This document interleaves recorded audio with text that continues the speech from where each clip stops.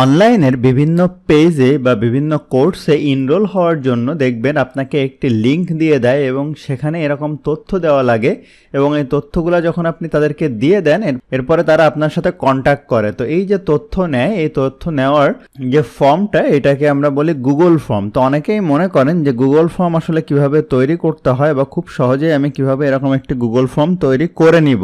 তো ওই জিনিসটা নিয়ে আজকে আমরা কথা বলবো। তো এক্সপার্ট হওয়ার জন্য ভিডিওটি অবশ্যই শেষ পর্যন্ত দেখে নেবেন। এছাড়া আপনারা যারা মাইক্রোসফট ওয়ার্ড, এক্সেল, পাওয়ার পয়েন্টের অ্যাডভান্স লেভেলের সব ভিডিও দেখতে চান এবং শিখতে চান, তারা অবশ্যই আমার এই চ্যানেলটি সাবস্ক্রাইব করে নেবেন। ইউটিউবে সার্চ দিলে আপনি পেয়ে যাবেন। তো চলুন শুরু করা যাক। তো গুগল ফর্ম এরকম একটি তৈরি করার জন্য আপনাকে গুগলের একটি অ্যাকাউন্ট লাগবে, অর্থাৎ যেটাকে আমরা জিমেইল অ্যাকাউন্ট বলে থাকি। তো আমি যদি আমার জিমেইল লিখে আমি গুগলে সার্চ করি, এখানে জিমেইল লিখে সার্চ করলাম, আমি এখন জিমেইলে ঢুকছি, সাইন ইন করি আমরা জিমেইলে।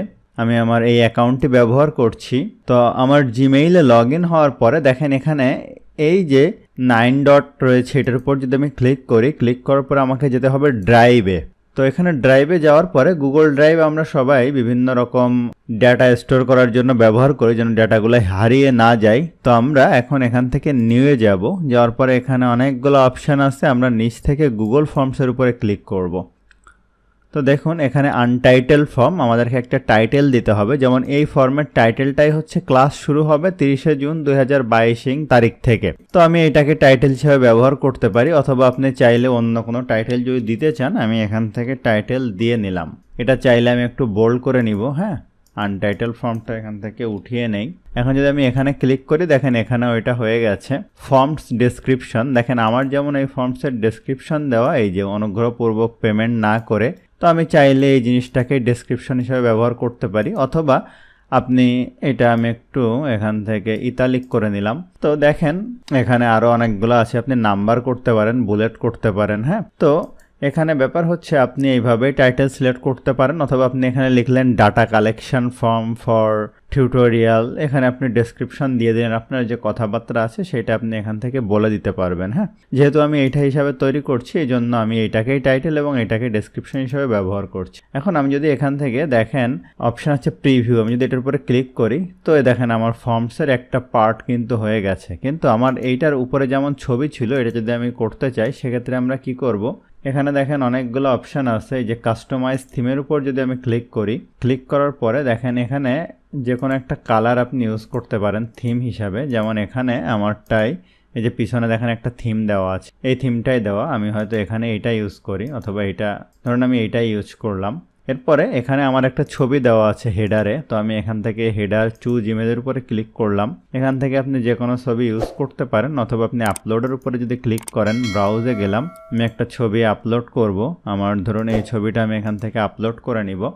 গুগল ফর্মসের যে হেডার আছে, এটার সাইজ হচ্ছে দেখেন 16x400 পিক্সেল। আপনি অ্যাডোবি ফটোশপে গিয়ে এই সাইজের ছবি বানিয়ে নিতে পারেন, অথবা ডিফল্ট যে কোনো একটা দিতে পারেন, দিয়ে ওখান থেকে একটু সাইজ করে বসিয়ে দিলেন। হ্যাঁ, তো এটা দেখেন আপলোড হয়ে গেল। আমি ডানের উপরে ক্লিক করলাম, দেখেন এই যেখান থেকে ক্রপ ট্রপ করা যায়। হ্যাঁ, তো আমি এটা ডানের উপর ক্লিক করলাম। ক্লিক করলে দেখেন হেডারটা এখানে আস্তে করে চলে আসবে। দেখেন এখন যদি আমি এখান থেকে প্রিভিউ দেখি, তাহলে দেখেন এই যে একটা থিম চলে আসছে, উপরে হেডারেও একটা সুন্দর ইমেজ চলে আসছে। তো আমি এখান থেকে এটা ক্লোজ করে দিলাম। এখন হচ্ছে আনটাইটেল কোশ্চেন, এখানে দেখেন আমার কোশ্চেন আছে, ঠিক আছে। এই যে প্রথমে আমি ইমেইল দিয়েছি, আনটাইটেল কোশ্চেনের উপর এখানে লিখব যে ইমেইল দেওয়ার পরে দেখেন এখানে অনেকগুলো অপশন আছে, শর্ট অ্যান্সার, এরপরে paragraph, multiple choice, text box, drop down, হ্যাঁ, ফাইল আপলোড, অনেকগুলো অপশন রয়েছে। ডেট টাইমও দেওয়া যাবে, হ্যাঁ, ডেট টাইম অ্যাড করতে পারেন। তো আমি এখানে শর্ট অ্যান্সারই দিব। আর রিকোয়ার্ডের উপর যদি আমি এটা দেই, তাহলে এই ফিল্ডটা সে ফিল আপ করা বাদেই যেতে পারবে না। যেমন এই যে স্টার চিহ্ন আসবে, সেই ফিল্ডটা অবশ্যই যে ডাটা দিবে তাকে ফিল আপ করতে হবে। তো আমি ইমেইল দিলাম। এখন এটার উপরে ক্লিক করি অ্যাড কোশ্চেন, তাহলে আমার আরেকটা কোশ্চেন আসলো। এখানে আছে ইয়োর নেম, তো আমি এখানে লিখলাম হচ্ছে ইয়োর নেম, ঠিক আছে। এটাও আমি শর্ট অ্যান্সার দিলাম, এখানে শর্ট অ্যান্সার আসলো, এটাও আমার রিকোয়ার্ড দরকার হবে। এরপরে আমি এখান থেকে এগুলো আপনি স্টাইল করতে পারেন, বোল্ড করে দিতে পারেন। হ্যাঁ, আপনার ইচ্ছা, যত স্টাইল করবেন তত ভালো লাগবে। এটার উপরে ক্লিক করলাম। এরপরে আমি আবার অ্যাড কোশ্চেনের উপরে ক্লিক করলাম। তো দেখেন এখানে আমার কি আছে 3 নাম্বার, সেটা হচ্ছে মোবাইল নাম্বার। তো তো আমি মোবাইল নাম্বারটা অবশ্যই নিব, যেহেতু তার সাথে যোগাযোগ করব। মোবাইল নাম্বার, এটাও শর্ট অ্যান্সার, যেহেতু মানুষ এটা লিখে দিবে।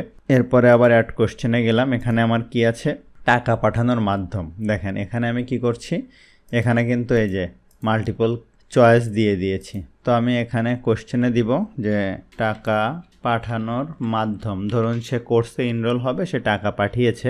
এখান থেকে আমরা দিব হচ্ছে মাল্টিপল চয়েস। তো দেখেন অপশান 1 রকেটে টাকা পাঠিয়েছে না কিসে টাকা পাঠিয়েছে। রকেট আপনি হয়তো নাম্বার দিয়ে দিতে পারেন, হ্যাঁ, যে এই নাম্বারে টাকা পাঠিয়েছে কিনা। অ্যাড অপশান, এখান থেকে আমি দিচ্ছি হচ্ছে বিকাশ, ঠিক আছে। বিকাশের ধরুন একটা নাম্বার দিয়ে নিলাম এরকম। আবার একটা অপশান দিলাম হচ্ছে নগদ, সে কিভাবে টাকা পাঠিয়েছে। একটা নাম্বার যে কোনো দিচ্ছি জাস্ট ডিফল্ট বোঝানোর জন্য। এগুলা দিয়ে দিলাম, মাল্টিপল চয়েস হয়ে গেল। আমি এখান থেকে আবার অ্যাড কোশ্চেনের উপরে ক্লিক করলাম। এখানে আমার আর কি আছে দেখেন, ট্রানজ্যাকশান আইডি। আমি এইটা এভাবে এখান থেকে একটু কপি করে নেই। কপি করে নিয়ে এখানে পেস্ট করলাম। এটাও শর্ট অ্যান্সার আমার হবে। এখন আমি এটাও রিকোয়ার্ড আছে, এটা তো অবশ্যই রিকোয়ার্ড হবে, হ্যাঁ। আবার এখানে গিয়ে অ্যাড কোশ্চেনের উপরে ক্লিক করলাম। এরপরে হচ্ছে শিক্ষাগত যোগ্যতা। দেখেন এটা কিন্তু স্টার মার্ক দেওয়া না, এটাও না, এটাও না। তো এইগুলো যদি আমি অ্যাড করতে চাই, আপনার পেশা দিলাম, পেশা। এটা হবে হচ্ছে আপনার শর্ট অ্যান্সার। প্যারাগ্রাফ দিলে কি হবে, অনেক বেশি লেখা যাবে।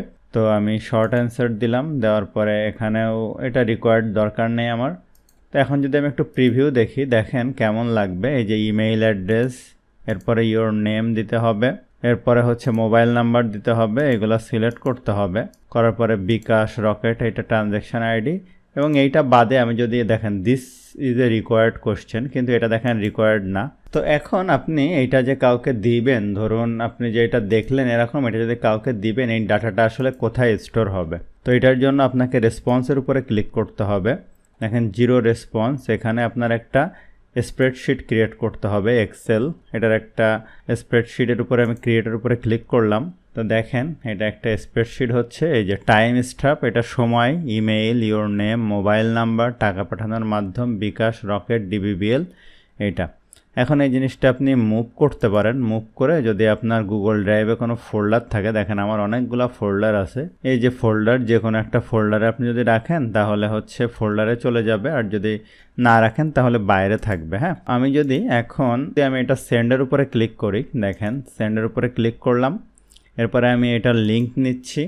যদি আমি শর্ট অ্যান্ড ইউআরএলের উপরে ক্লিক করি, তাহলে এই যে শর্ট অ্যান্ড ইউআরএল আমি কপি করলাম। কপি করে আমি কাউকে দিয়ে দিলাম। ধরুন আমি একটা অন্য ব্রাউজার দিয়ে এটা ওপেন করি, এখানে পেস্ট অ্যান্ড গোর উপরে ক্লিক করলাম।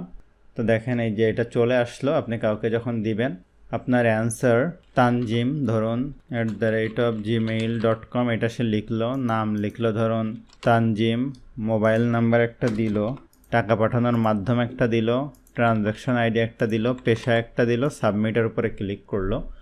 এখন দেখেন your response has been recorded. এখন যদি আমি কি করব, আমি যদি আমার গুগল ড্রাইভে যাব, গুগল ড্রাইভে যাওয়ার পর একটু রিলোড দেই গুগল ড্রাইভটা। তো দেখেন এই যে টাকা পাঠানো শুরু হবে, এই যে এটার উপরে যদি আমি এখন ক্লিক করি, আমি ড্রাইভে গিয়ে এটা আসলে পেয়ে যাব। দেখেন এই যে একটু আগে দেখলাম না, এই যে একজন, এই যে 9/9/2022 এতটা টাইমে এই যে আমার ডাটাটা চলে আসছে। এখান থেকে আমি তাদের সাথে যোগাযোগ করব। আর আমি এই লিঙ্কটা যদি আমার এখানে শেয়ার করে বুকমার্ক করে রাখতে চাই, যে কোনো সময় আমি এটা ঢুকেও কিন্তু দেখতে পারবো। তো আশা করি বুঝতে পারছেন যে কিভাবে একটি গুগল ফর্ম ক্রিয়েট করতে হয় এবং কিভাবে ডাটা কালেক্ট করতে হয়। তো আশা করি ভিডিওটা আপনার জন্য হেল্পফুল ছিল। ভিডিওটি ভালো লাগলে অবশ্যই লাইক করবেন, কেমন লাগলো কমেন্ট করবেন, আপনার বন্ধুর সাথে শেয়ার করতে ভুলবেন না।